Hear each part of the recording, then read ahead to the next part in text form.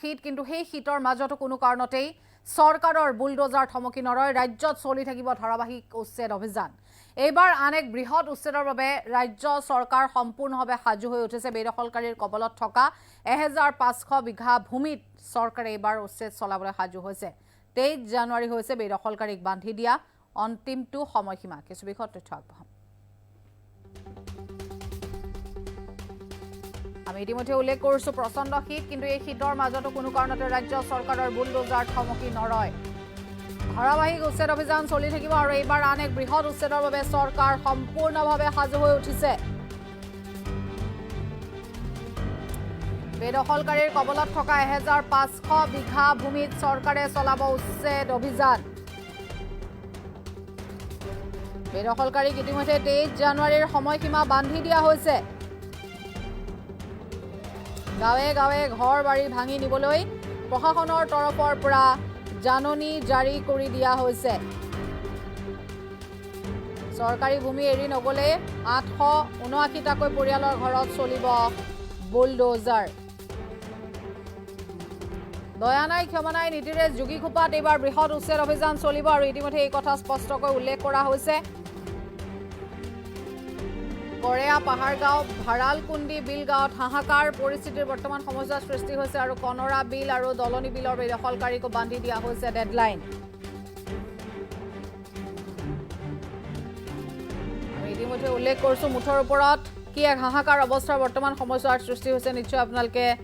মন কৰিব পাৰিছে বা অনুমান কৰিব পাৰিছে বিশেষকৈ মানুহবোৰৰ আচলতে কি হ'ব কলৈ যাব এওঁলোক তেনেধৰণৰ এক আচলতে অদ্ভুত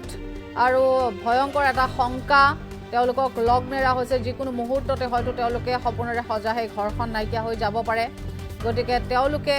বাৰম্বাৰ আচলতে অনুৰোধ জনাইছে যদিও কিন্তু দয়া নাই ক্ষমা নাই নীতিৰে ৰাজ্য চৰকাৰৰ যি বুলডোজাৰ সেয়া চলি যাব বুলি ইতিমধ্যে উল্লেখ কৰা হৈছে ধাৰাবাহিক যি অভিযান সেয়া ইতিমধ্যে আৰম্ভ হৈছে আৰু 23 জানুৱাৰী হৈছে অন্তিমটো সময়সীমা বেদখলকাৰীক বান্ধি দিয়া 23 জানুৱাৰীৰ সময়সীমাৰ ভিতৰত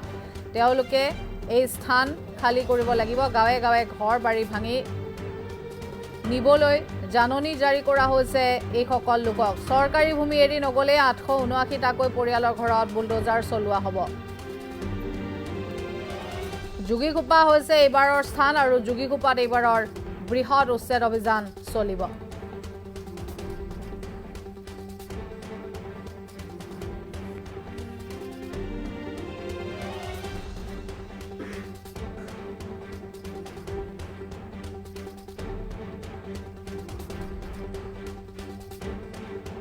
কৰেয়াপাৰত আজি প্ৰায় এসপ্তাহ ধৰি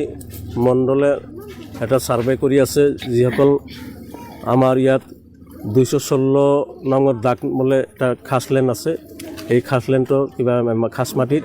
যিসকল আমি মানুহ বসত আছোঁ তেখেতক নটিচ দি আছে যে তোমালোকৰ অহা 23 জানুৱাৰীৰ আগত যাব লাগে তো আমি আমাৰ চৰকাৰৰ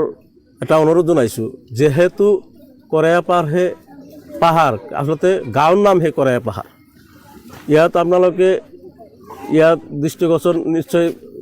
পেপাৰ মিডিয়াত পাইছে যিহেতু ইয়াত এটা অংশ প্ৰায় মাটি কাটি শেষ কৰি দিছে পাহাৰত আজি কৰেয়া পাহাৰত ঠায়ে ঠায়ে নটিচ দিয়া গৈছে কনৰা বিল দলনি বিল আৰু আমাৰ কৰেয়া পাহাৰ ভঁৰালকুণ্ডি মানে চৰকাৰৰ তৰফৰ পৰা নটিচ জাৰি কৰিছে যে এই খাছমাৰীত যিহেতু আছে সিহঁতে উচ্ছেদ হৈ যাব লাগে কিমান সময় দিছে ইতিমধ্যে 23 জানুৱাৰীলৈকে গতিকে কথা এটা হ'ল যে সন্মুখত যিহেতু ল'ৰা ছোৱালী বা ছাত্ৰ ছাত্ৰীৰ পৰীক্ষা আছে সিহঁতে মানে পঢ়ি আছে এক্সামৰ কাৰণে প্ৰিপেয়াৰ হৈ আছে গতিকে এতিয়া যদি উচ্ছেদ কৰে তেনেহ'লে এই ল'ৰা ছোৱালীবিলাক সম্পূৰ্ণ শিক্ষাৰ অধিকাৰ যি আছে ইয়াৰ পৰা বঞ্চিত হ'ব আৰু এটা কথা হ'ল যিহেতু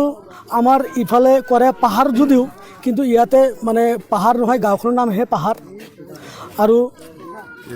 ইয়াতে কোনো পিজিআৰ ভিজিআৰ নাইবা জলাশয়ৰ মাটি ফৰেষ্ট মাটি আমাৰ কৰেয়াপাৰবাসীয়ে কোনো ধৰণৰ কৰা নাই দখলকৃত কৰা নাই কৰেয়াপাৰত আজি প্ৰায় এসপ্তাহ ধৰি মণ্ডলে এটা ছাৰ্ভে কৰি আছে যিসকল আমাৰ ইয়াত 216 নম্বৰ দাগ বোলে এটা খাছলেণ্ড আছে এই খাছলেণ্ডৰ কিবা খাছ মাটিত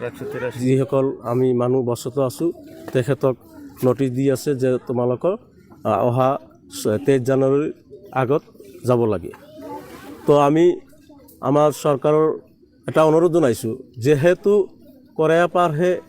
পাহাৰ আচলতে গাঁৱৰ নাম হে কৰায়া পাহাৰ ইয়াত আপোনালোকে ইয়াত দৃষ্টিগোচৰ নিশ্চয়